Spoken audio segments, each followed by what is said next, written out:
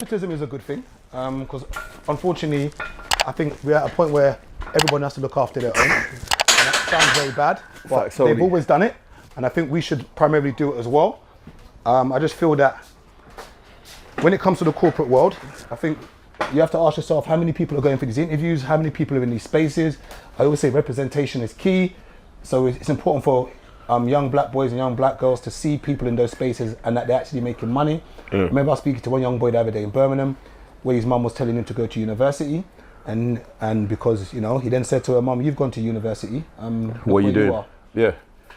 You know, that's the thing about it. When you're asking people to do these things and children are looking at the quality of life their parents have, and they're like, "Okay, you want me to follow your footsteps, but there's 3 of us sharing a room. This is mad, Mum. This is bad. This is really bad for us, Dad. You know, there's 5 kids, it's a 3 bed. You know, we're on a bunk bed, and the bunk bed squeaks. I fell off the bunk bed, Dad, because the sides, you didn't fix the sides on properly, Dad." You know, so it's a bit hard when you're trying to tell your child to go to uni and follow the good route, and they don't see people doing it, or when they do see people doing it, unfortunately, money talks, and that's why it's important for any, and I say this, and sometimes people get onto me, for any black person who is legit in the corporate world, non-corporate world, self-employed, or anything you're doing, if you're getting it in, I don't understand why you must dim your light. Because these young boys and young kids need to know that there's another route. Yeah. And I think your guy was saying it on the other pod, talking about something. It was the pod with the one that you said had 100 and something views on TikTok. That guy, I think he's got a clothing line, the Muller Cake guy. Yeah. He was saying even doesn't become a millionaire, he's happy that people can see that there's another way to do it, another route. Yeah. That I'm selling clothes. Yeah, Dex. Yeah, there's so many, and it's important that these young boys and young girls can see that there are other avenues and routes to making money. Nothing wrong with sports and entertainment, nothing wrong with it, but unfortunately, there is a thing where you don't make it in that and you feel that there's nothing else that you can do. There's more money than having to do fraud. You can make money without having to do drugs. And once again, I don't sit here acting like I'm some goody two-shoes. I've done bad things. I've committed crime. Even today, just before we started, remember I was saying to you was about starting to feel like myself. Yeah. And I was like, rah, 2 years and a bit, I just felt off balance. Obviously, you know why that was. But it was even down to, I woke up one day and snapped back out of it, and I started doing simple maths like a few weeks ago. And I was like saying to myself, right, today, waking up doing Uber in the morning. I said to Wes before, because man was such in a different down state, without realizing how down I was at times, I might get up at 4 o'clock. Yeah. And from 4 till 10, or 4 till 9, if I had a gap like that, I'll stay on the same spot and not move. Yeah. And I was like, rah, that's not, you get me? Yeah. Today, 4 o'clock, got up, I'm like, it's dark, why am I awake? I can feel I'm not tired. I just jumped in the shower, jumped in my car, and I said, rah, it's Monday. If I make this amount before my first client, I'm good. So I thought now, sit back calculating, and I was like, rah, if I literally keep that same, especially when I come back from holiday, if I keep that same pattern every day, what I'll be making monthly if I set myself, if I literally follow the target I set, what I'll be making monthly is very healthy. Yeah. Very, very healthy. You know what I mean? And it's just literally just getting back to discipline.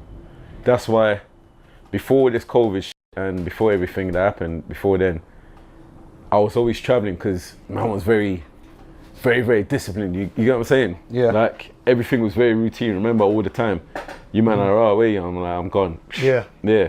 So now, getting back into that mind frame, I was like, right, all I have to do is do 4 hours of driving here, 4 hours of driving there, that's 8 hours. Roughly in that time, you can make, depending, on a normal day now, in 8 hours, you can make 170, 180. Yeah. Yeah. On a good day, you can make more. Yeah. I tend to have more good days than normal days because I could hold conversation with people, and for some weird reason everyone wants to talk when they're in the car. Even the people who put on the thing where it says you could choose silent, they start talking for some weird reason. So I just hold normal conversations, and next minute we're talking about everything that's happening in the world. Before you know, we're talking about my YouTube channel and that. So like a lot of people who end up getting in my car end up following YouTube and random stuff like that. So yeah, being what I realized with most jobs like that and PT, if you're not very good at talking to people, you limit how much money you can make by. Yeah. Because, say for instance, if I do 40 hours in a week of driving, I could end up making like £100 in tips just because I'm a people person. You get what I'm saying? But someone who's not in a week, yeah, just because I'm a people person, because I'm good at talking. But someone who's not good at talking, is not gonna hit the same thing. They might just make nothing. You get what I'm saying? Because people literally have to buy into you. Where's gonna miss me? You know, 2 weeks he ain't gonna see me. This is gonna cry. Oh my God, I miss Chiz. Oh my God. But why'd you put this voice on? I don't understand, brother. Why'd you put on this Betty Boop voice? That's how you lot sound to me when it comes through my ears. I don't understand, like how West sounds, you mean? Both of you still. I don't understand what's going on here. I really don't get it. When it comes into my ears, my name. When it comes into your ears. Oh, come on, man. Look. Hey, where's man? This is my thing. Like you was talking about me. Yeah? Today, look what you're doing today. Like, look what you're doing today. Yo. Oh yeah, someone was laughing at the last episode when 3 plates. They said I left you to die. Yeah. You heard me struggling. No, I didn't leave you to die. You heard me struggling. I was there for you in spirit. No, you heard me struggling. I was there for you. I felt your pain. Oh man, what do you mean?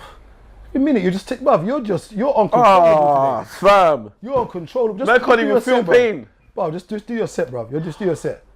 It's actually out of control today, mate. And you know, I'm usually just the one that doesn't understand when you do all this post stuff, but just do your set, mate, please.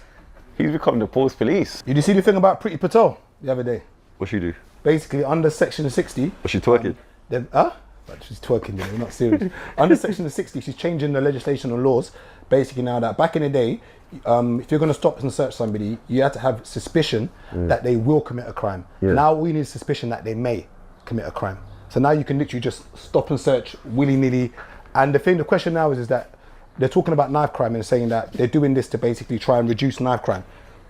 And my thing is that I don't think it's gonna change anything. It ain't gonna change nothing. Because I think you have to tackle the root problem. And also, the issue I'm gonna have with it now is that it's generally, not even generally speaking, if you look at the stats, it's black people that they're targeting. I think for every 1,000 people that are stopped, 6 of them are white.